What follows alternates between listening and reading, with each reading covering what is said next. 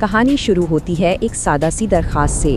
پیا آخرکار الیار سے آخری بار ملنے کے لیے مان جاتی ہے، لیکن پیا کی ایک شرط ہے، اور یہی شرط اس ملاقات کو ایک طرح سے میدان جنگ بنا دیتی ہے۔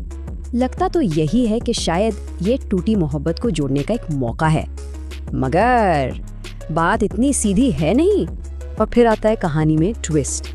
پیا کہتی ہے کہ وہ سانور کو ساتھ لائے گی، بس یہیں صلح کی ساری امیدیں دم توڑ دیتی ہیں۔ الیار تو جیسے اسی موقع کا انتظار کر رہا تھا، وہ فوراً سانول پر حملہ کر دیتا ہے۔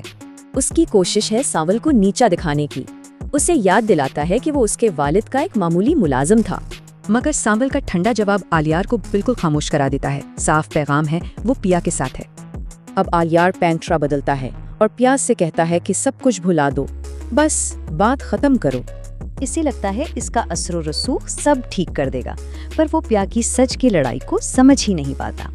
پیا اسے ایک سیدھا چیلنج دیتی ہے، مستقبل کا انحصار ماضی کا سامنا کرنے پر ہے۔ تو یہاں ان کا اصل اختلاف سامنے آتا ہے، پیا کا انصاف بمقابلہ الیار کی خاندانی عزت۔ اور بس پیا کا یہ آخری سوال اس رشتے پر آخری کیل ثابت ہوتا ہے۔ بات ختم۔ ادھر کہانی کا دوسرا رخ۔ سازش کرنے والوں کے اپنے کیمپ میں اب کھلبلی مچی ہوئی ہے۔ ان کی پوری سازش کا دار و مدار اب صرف ایک چیز پر ہے، ایک CCTV فوٹیج۔ معاملہ بہت سادہ ہے، اگر پیا کے والد رہا ہو گئے تو ان کا اتحاد ٹوٹ جائے گا۔ اور پھر ایک لمحہ الیار کی سوچ کو بدل کر رکھ دیتا ہے۔ وہ اپنے والد کے دفتر میں کچھ دیکھ لیتا ہے۔ بوسی پولیس والے کو اپنے والد کے ساتھ دیکھتا ہے جس نے پیا کے والد کو گرفتار کیا تھا۔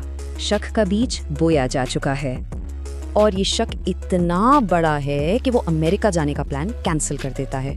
اب وفاداریاں بدلنے والی ہیں۔ ایک طرف الیار ہے شک میں گھرا ہوا، دوسری طرف سانول جو خاموشی سے پیا کا ساتھ دے رہا ہے۔